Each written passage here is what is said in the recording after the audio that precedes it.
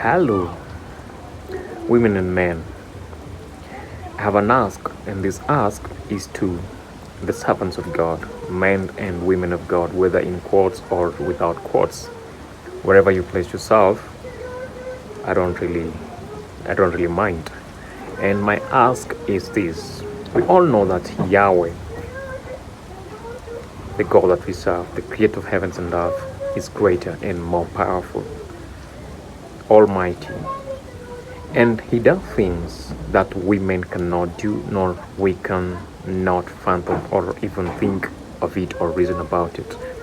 No man can advise God, for his wisdom is greater than ours. For where the wisdom of this world ends, that's where the foolishness of God begins. Okay, that's a statement on his own.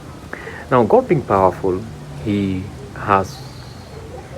wants to partner, or he partners with human beings, me and you, to carry out most of the work that he's doing.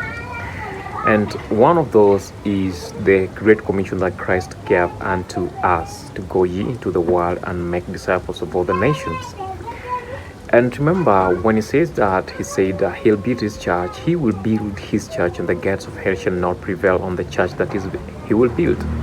And he built his church. Now, where my ask comes is here now. I've heard of men and women of God who are going to seek for other powers to help them preach the gospel. You can laugh with me, but it's not a laughing matter. It's a matter that we need to reason on and try to find a better way to think about this. I think too much. Yeah, I think too much. I overthink. Not always, but sometimes. But my overthinking will always give a reason or a reason to read. So, back on our story. The men and women of God, in quotes, who go to seek powers, other powers of darkness, to help them preach the gospel. And then it keeps me wondering, and God too powerful to do his work the way he wants it to be done, how he wants it to be done, where he wants it to be done, or we still have to find other ways to help God do his work? Are we helping God do his work, or we're just selfish in our own ways and there is what we need and we're using it as a way to get what we want? So in the name of God, we come in and do whatever we want to do, use whatever we want to use in the name of God, and get whatever we want to get out of people. The reason why people go to look for powers of darkness or other powers to preach the gospel, one, from what I've asked other people to tell me, one, they want to use those powers of darkness to gather more people to them.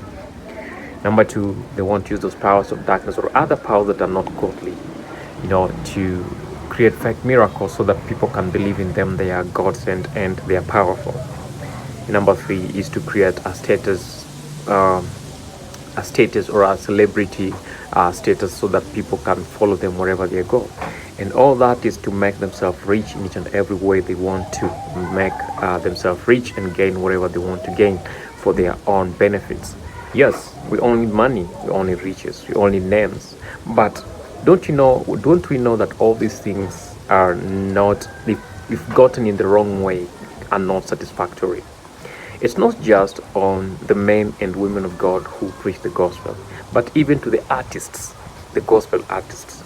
I've heard of some who go to look for other same powers from where the preachers get the powers, the false preachers get their powers to enhance the gospel, that they also go there to get the powers to make themselves famous and push their music. They call it gospel music.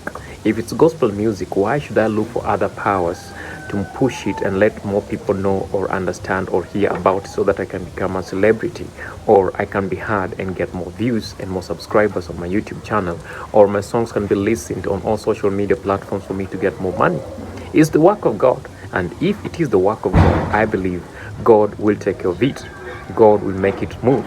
God will make it grow in each and every way possible. God, at God's own time, that people will call the Kairos moment, the God's own appointed time, things will be okay.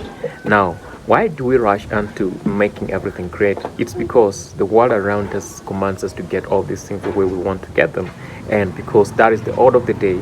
Anyone will sacrifice everything that they have for them to get their fame and use the name of God to get it. if there is a name that has been misused in generations and generations, is the name of Jesus. Now, people have built an industry in the name of Jesus, or using the name of Jesus, an industry of extortion, an industry of blasphemy, an industry that it's trying to make other people feel that they are vulnerable to the other person who is talking so that they can get whatever they want to get. What if whatever happened in the book, whatever happened in the Bible, that Jesus comes in and whips all the people who are involved in that business, like the way he chased them outside the temple?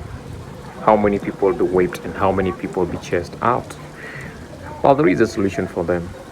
When Jesus says that on the last day, such a people will come unto him and will say, in your name we heal the sick, in your name they were able to cast out the demons, in his name, in the name of Jesus, they were able to do all those miracles that they performed. But he will courageously and strongly tell them, go away, ye workers of iniquity, for I never knew you. So will it be that the work they've been doing on earth was all in vain, or it was self-satisfactory or self-gaining? Probably yes. If Jesus never knew you, then all that you were doing was for your own benefits. You wanted to gain out of it, you gained whatever you wanted to gain out of it on this world, but you were never ever connected to Jesus Christ. So think about that.